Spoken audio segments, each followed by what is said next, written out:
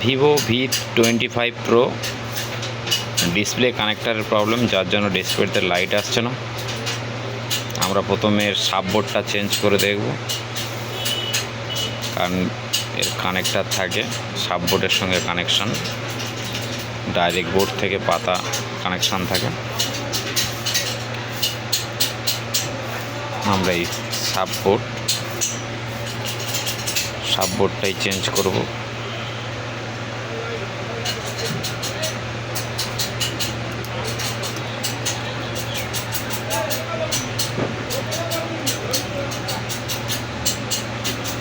V25 pro